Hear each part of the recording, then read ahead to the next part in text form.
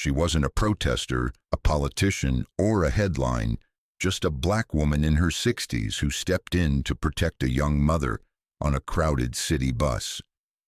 Seconds later, she was face down on the pavement, handcuffed like a criminal. What the city didn't expect was what came next.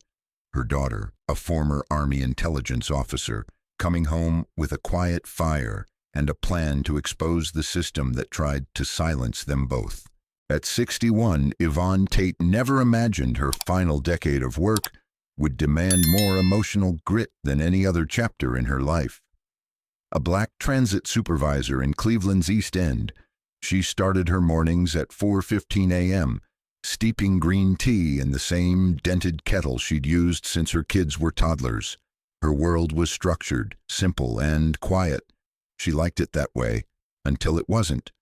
3 years ago, she returned to the workforce after surviving breast cancer and the death of her husband, Leonard, a retired postal worker. The city had changed during her absence.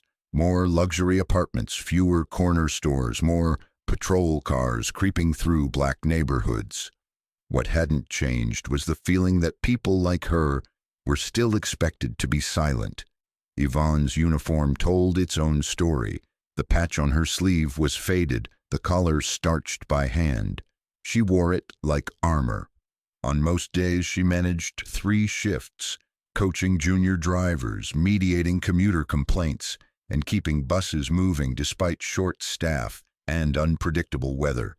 In every role, she carried the weight of being both protector and invisible. She saw it all from the depot's second-floor window.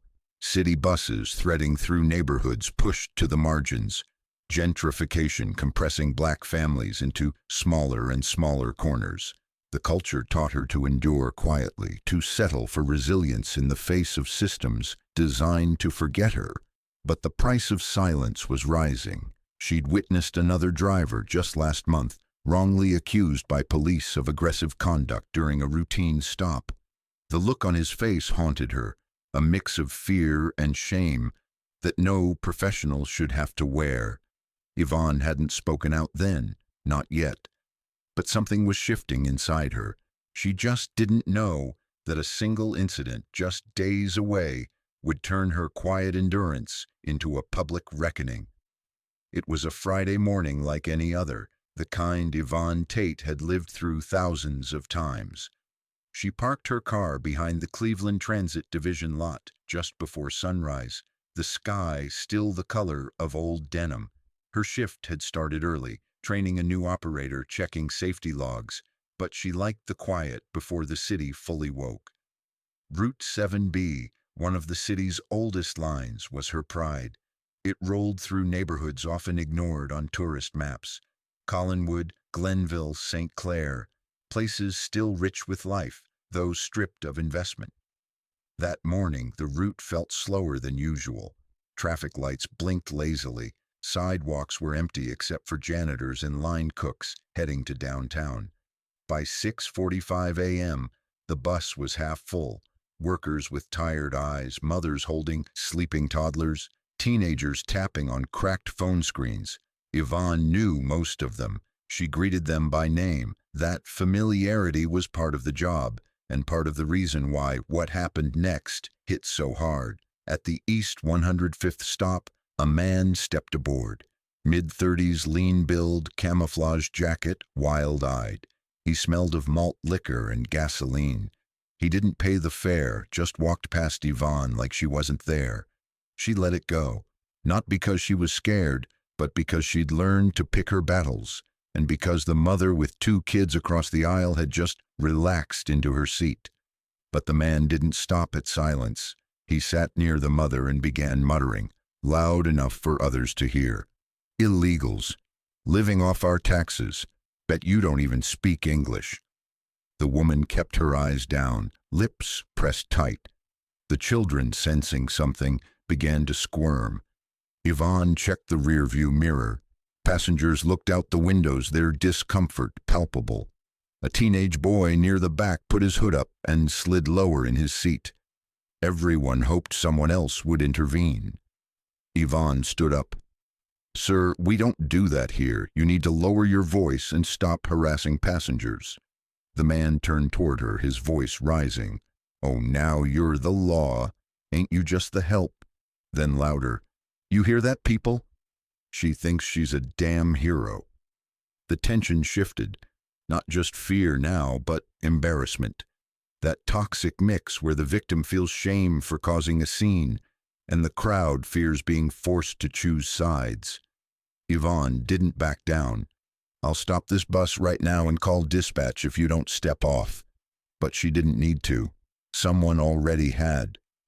A white man near the front, nervous but self-assured, whispered into his phone, "Yeah, we've got an aggressive person on the 7B. No, the driver. She's yelling, getting in people's faces." 12 minutes later, near Carnegie Avenue, flashing lights cut through the gray morning. Yvonne slowed and pulled over as protocol dictated. She stepped out of the driver's seat, expecting a conversation. Instead, Officer Darren McKinley, a rookie with barely 2 years on the force, stormed up the steps, hand on his taser. "Step off the bus now, hands where I can see them." Yvonne's brow furrowed. "Officer, what's going on? There was an incident, but the man, he's—" "Now," McKinley barked. She moved slowly, deliberately. When her feet hit the pavement, he grabbed her arm, spun her, and slammed her against the bus. Her face scraped the metal, her glasses skittered to the ground. The passengers inside screamed. A few tried to come off the bus. "She didn't do anything," someone shouted. Yvonne's mind reeled. She wasn't resisting. She was trying to explain. But the pressure of the officer's knee on her back stole her breath. Somewhere she heard the sound of a phone camera. A passenger was recording. Her thoughts spiraled through her grandchildren, her daughter, her husband's funeral, the empty chair at Sunday dinner. Not again, not this way. She was cuffed, placed in the back of a cruiser, and driven away as commuters watched in frozen disbelief. The man in the camouflage jacket slipped off at the next stop unnoticed. By the time transit dispatch figured out what had happened, the video was already online. Within hours, it had been downloaded, reposted, and flagged. And then, just like that, it disappeared from the platform.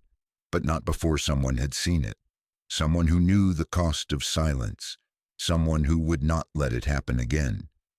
Yvonne Tate spent the night in a holding cell with fluorescent lights that never dimmed. She wasn't formally charged. They called it detention pending clarification. But the bruises on her wrists and cheekbone didn't need clarification. They told the truth loud enough. By morning, she was released with a boilerplate apology and a crumpled paper copy of her intake form. She didn't go home. She went to her doctor. The bruised ribs weren't broken, but the silence in the exam room, the sympathetic eyes of the nurse, were harder to bear than the physical pain. She didn't call her daughter, didn't want to explain, not yet. Back at the transit office, supervisors were already scrambling. HR issued a temporary leave of absence for safety and protocol compliance. Her union rep left her a voicemail filled with vague support and legalese. None of them asked how she was doing.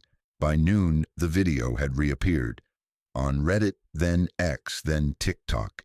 Each time edited differently. One version slowed down the moment her face hit the bus frame. Another added somber piano music. Each repost had more comments, more outrage. Local news outlets picked up the story. Cleveland Public Radio aired an interview with a witness who described Yvonne as professional, respectful, and clearly targeted. Still, city officials offered no comment. In neighborhoods like Collinwood and Glenville, the video hit harder. The brutality wasn't new. What stung was the familiarity. A black woman working a city job, doing everything right, still dragged down for a stranger's phone call. Community meetings sprang up across recreation centers and church basements. People were angry, but more than that, they were exhausted. Yvonne became a symbol of something larger than herself. Not because she asked to be, but because her story echoed down the bones of generations.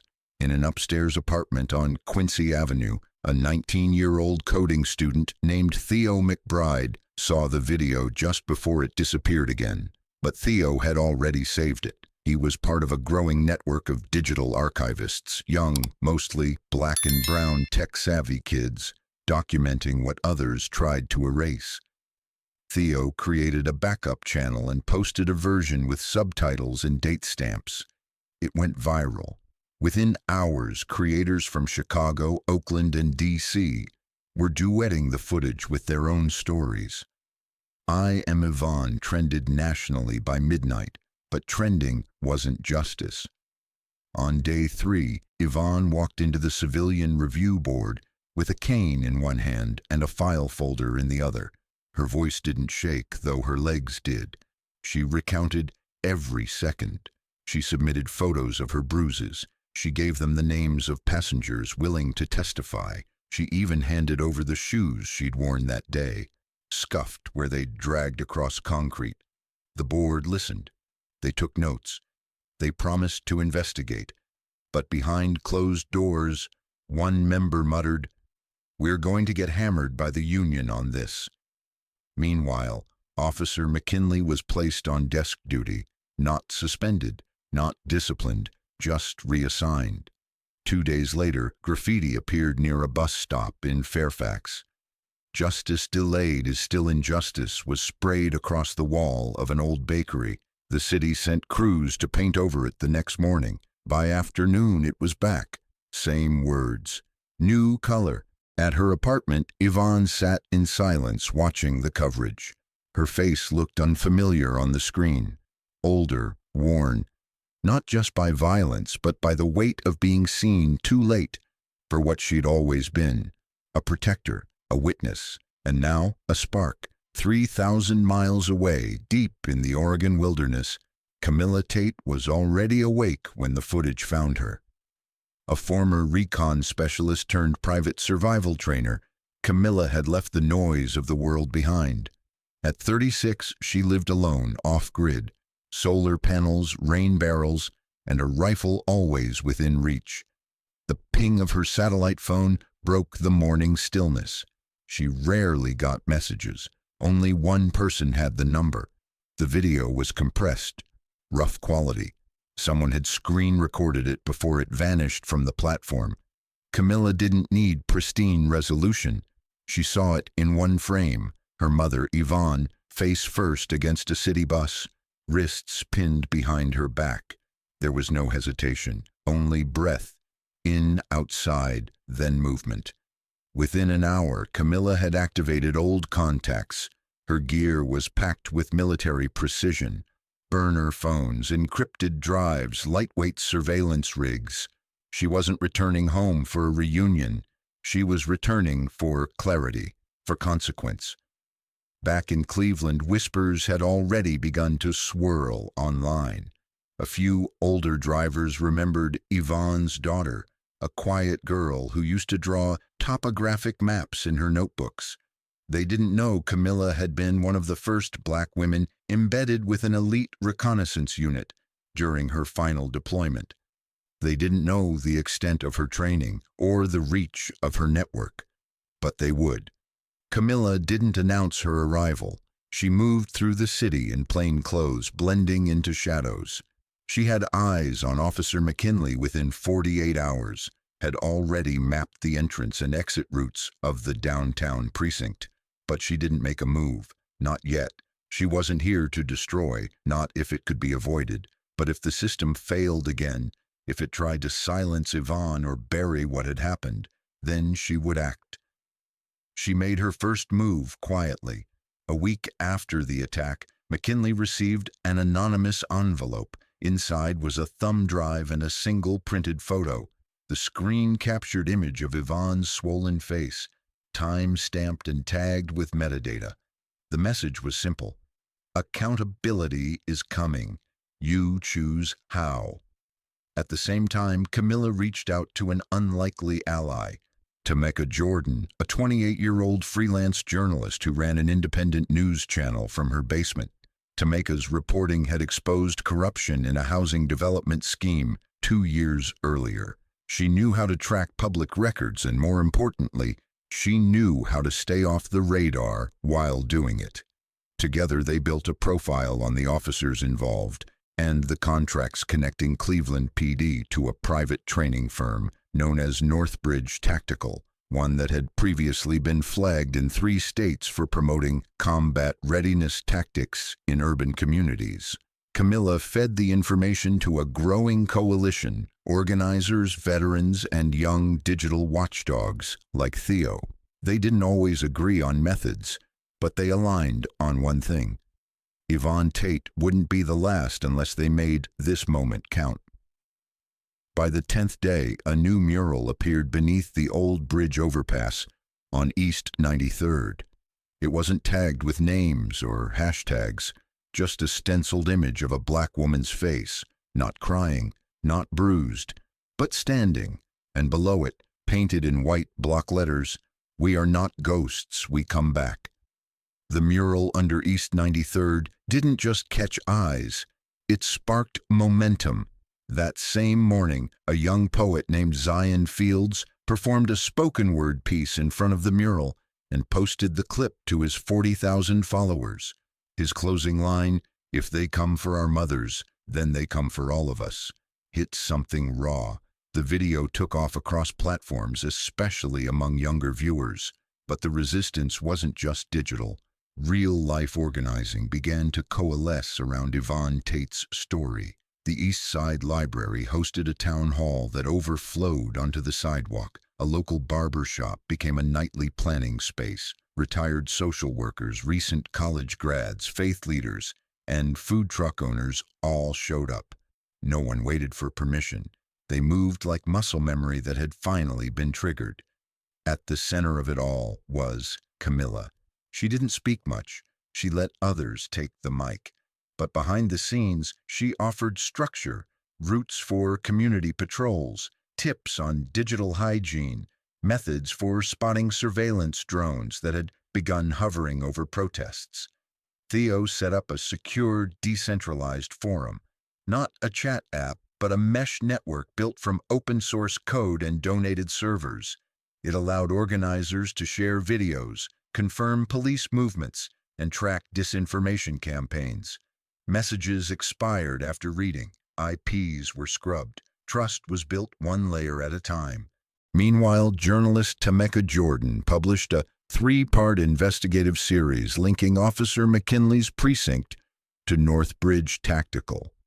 The company had received over $2 million in state-funded equipment in the past 18 months, including surveillance drones and tactical vests used in urban training drills. The mayor's office issued a brief statement denying knowledge of any wrongdoing, but refused to answer questions. Cleveland wasn't unique. Across the country, cities faced growing criticism over military-adjacent policing practices. Local departments were still receiving gear through federal programs originally designed for anti-terrorism, but now used to monitor peaceful protests and routine traffic stops. The debate had already reached Congress.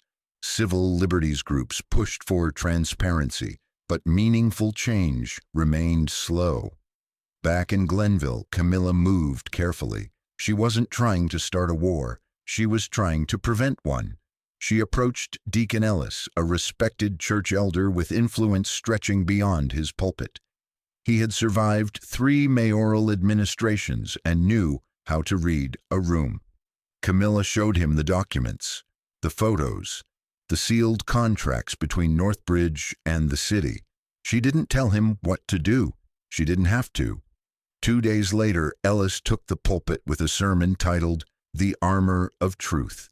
He didn't mention Yvonne by name, but everyone knew who he meant. "We've turned the other cheek until our necks bruised, but we were never meant to be silent lambs." Clips of the sermon went viral, especially the moment Ellis held up a contract from Northbridge, his hands trembling. "They bought this with your tax dollars," he said, "and now they watch you like enemies in your own city." Youth groups began organizing light patrols. volunteer-led street walks with reflective vests and body cams. They didn't interfere. They observed. They streamed every encounter with police. They collected evidence and logged it to Theo's network. When officers tried to disrupt the Third Light Patrol by citing curfew laws, the group stood silent while one member read the city code aloud.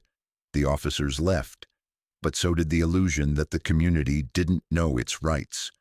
Camilla watched it all unfold with a cautious hope. She saw strength blooming in unlikely places, a grandmother organizing rides to town halls, a middle school robotics team repurposing drones to monitor protest safety. The resistance wasn't armed, it was aware. And awareness, when shared, becomes power. The first sign came with silence. One morning, Theo McBride woke to find their servers dark, not slow, offline. Hours later, every backup node was down, including the encrypted foreign relay they'd set up through a Dutch nonprofit. No hack notice, no overload, just gone. Camilla knew what that meant. They weren't being watched anymore. They were being targeted. By noon, a leak surfaced. A confidential memo from Northbridge Tactical marked Phase 2 containment measures. It listed Cleveland among 5 U.S. cities, selected for a pilot program using enhanced situational control protocols in high-tension urban corridors. It cited rising unrest, digital insurgency, and compromised law enforcement infrastructure. The program had federal blessing. That much was clear. Within 48 hours, black SUVs rolled through the east side. They weren't marked, but residents noticed their plates had no city registration. Officers in black vests and gray helmets took up posts at intersections. Their patches bore no badge, only the word asset. Downtown press offices called them a public-private response unit. Locals called them something else, mercenaries. That same night, power flickered across several neighborhoods. Cell service dropped in sporadic pockets. Drones hovered over schoolyards and church rooftops. Cameras once thought broken came to life, quietly clicking as they tracked passerby movement. Camilla moved fast. She relocated community leaders to secondary meeting points. She activated digital dead drops. She sent a one-line message to a secure line in Montana. Phase 2 confirmed. Need confirmation. Need force. She didn't expect a reply. Meanwhile, city officials deflected.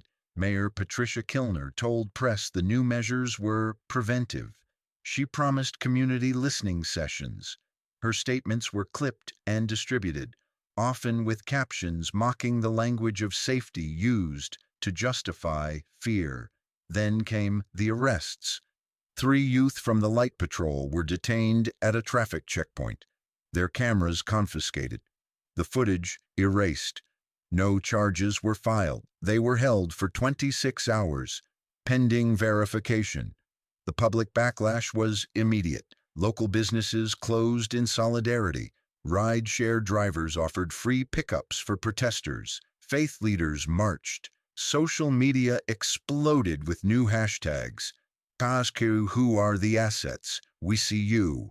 Protect our voices. But Vanguard had been planning this. Their contractors were embedded not just in neighborhoods, but inside institutions, school security teams, municipal IT departments, even hospital logistics staff. Anywhere they could route data or control flow. Camilla recognized the pattern. She'd seen it abroad. Early-stage urban pacification operations disguised as infrastructure support. Tamika Jordan did what reporters were trained not to do. She leaked. Using burner credentials and Theo's last surviving drive, she sent her Northbridge expose to 3 national outlets. The story broke in the early hours. Headline after headline, private force monitors U.S. streets. Cleveland becomes blueprint for militarized community control. The footage of Yvonne Tate resurfaced, this time with context. Her name trended again, but now alongside Tamika's. The faces of protest weren't abstract anymore. They were human, grounded, familiar. That morning, someone threw a brick through the window of the mayor's residence. Attached was a note scrawled in black marker, "Stop calling this peace." Camilla didn't endorse it, but she understood it. Because the next move wasn't coming from a press conference. It was coming from across the country. A convoy of unmarked vehicles was headed for Cleveland, not from Washington, from Detroit, Chicago, and Indianapolis. Former military veterans and cybersecurity specialists. They weren't armed, not with weapons, but with knowledge, footage, tools, and strategy. They had seen this tactic before, in Baghdad, in Fallujah, in domestic surveillance training programs that blurred the line between patriot and threat. They weren't here to fight. They were here to expose, to disrupt, and to rebuild. Camilla met them near the Lakeview Cemetery overpass. It was quiet there. Fitting, she thought. The dead had seen enough violence. Now the living needed to bear witness. She looked over the faces, black, white, Latino, Asian. All of them had scars. Not all were visible. "This isn't a war," she said, "but it is a reckoning." Yvonne sat on the porch just after dusk, her cane leaning against the railing, a lukewarm mug of chamomile in her hands. The bruises had faded from her skin, but not from her voice. The city outside her door was still alive, still burning, quietly, urgently, with the fire of people who had decided not to be ignored. She didn't flinch when Camilla stepped onto the porch. She had known her daughter was home long before she appeared. It was in the air, in the weight of her own breath. Camilla stood for a long time before speaking. "You look smaller," she said softly. Yvonne didn't answer right away. "And you look tired." They sat in silence for several minutes, letting the quiet hold their words. The streetlight flickered. A pair of kids rode by on bikes, laughing loudly. Finally, Camilla pulled a folded piece of paper from her pocket. "This is a tactical map of the precinct. I've marked access points, camera blind zones, and server lines. If this goes south, I need you to—" "No." Yvonne's voice was calm, but it cut like glass. Camilla didn't look up. "You came back to protect me, I know that, but I didn't raise you to carry this alone. I'm not asking for permission. You should be." Their eyes met, and in that moment it wasn't soldier and survivor. It was mother and daughter. A war of two different truths. "I need you to listen to me," Yvonne said, setting the mug down. "I know what vengeance feels like when it calls itself justice. I've buried that weight in myself more times than I can count. It doesn't leave you. It shapes you." Camilla's jaw tightened. "He put you on the ground like you were nothing. And you think hurting him will make me whole again?" Camilla looked away. "Your war ended overseas," Yvonne said. "This one's here now, and if you fight it the same way, you lose more than they ever could take." Camilla's voice was barely a whisper. "You think I can stop now?" "I think you have a choice. Still." Yvonne reached out and gently placed her hand over Camilla's. "You already gave me what I needed," she said. "You came back." Camilla closed her eyes, the tension in her shoulders finally breaking. She had been fighting so long she'd forgotten what it meant to stand still, forgotten what it meant to let someone else carry the weight. Yvonne leaned back in her chair, the city humming in the background. "I want justice too," she said, "but I want to live long enough to see it." Camilla nodded once. And for the first time since she'd returned to Cleveland, she sat down. The storm didn't begin with a protest. It started with a spreadsheet. Tameka Jordan uploaded it to a secure cloud just after midnight. It contained internal Northbridge tactical billing documents, time-stamped footage of officer briefings, and audio logs of strategy meetings where civilian neighborhoods were described as containment zones. The document drop was timed to go public alongside a new video. Footage pulled from a hidden body cam worn by one of the Light Patrol volunteers during a routine street watch. In it, an asset officer is heard saying, "This isn't law enforcement. This is field control. Anyone who resists gets logged." Within 2 hours, major outlets had picked it up. By morning, Cleveland was the lead story on every network, not for its sports teams or skyline, but for becoming a prototype of privatized policing under the guise of public safety. The term soft occupation trended for 12 hours straight. Mayor Kilner held a press conference flanked by uneasy aides. Her carefully worded statement, "Our intention was always community protection, never control," was drowned out by chants outside City Hall. They weren't yelling her name. They were yelling Yvonne's. Inside the community center on Stokes Boulevard, Yvonne Tate stood in front of a packed room. Elders in folding chairs, teenagers on the floor, parents holding toddlers, journalists in the back, cameras raised. Camilla stood just outside the doorway watching through the glass. Yvonne's voice didn't shake. "I've spent 3 decades driving through this city. I've seen it change. I've seen families rise and fall. I've picked up workers before dawn and brought tired souls home after midnight. And when I was thrown to the ground, I thought no one would care." She looked around the room, then into the nearest camera. But I was wrong. She stepped forward, holding up a crumpled copy of the intake form the police gave her after her detainment. "This is the only paperwork I received for being brutalized on the job. No apology, no call. Just this, like it was routine, like my pain was expected." The audience was still, leaning into every word. "But this," she said, holding up her cane now, "is not weakness. This is endurance. And I refuse to sit quietly while power turns our neighborhoods into test labs." The room erupted, not with chaos, but with clarity. Yvonne hadn't asked to become a symbol, but her decision to speak publicly, unapologetically, was the moment everything shifted. She wasn't calling for destruction. She was calling for accountability, and the country was listening. Later that evening, footage of her speech appeared on a late-night broadcast, then on TikTok, then in a stitched video from a black veteran in Houston saying, "This is why we fight, not with bullets, but with truth." The next morning, a federal oversight panel announced a preliminary investigation into Northbridge's city contracts. It wasn't justice yet, but it was the first crack in the wall. Weeks passed. The street cameras were still up, but the black SUVs were gone.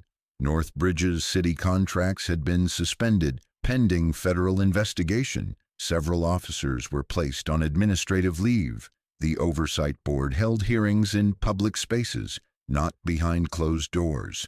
Trust hadn't returned, but transparency had started its slow crawl. In Glenville, life didn't go back to normal. It moved forward. Different. Yvonne Tate returned to Route 12, not to drive, but to ride. She sat near the front with her cane in hand, nodding to the new driver, a younger woman named Alicia.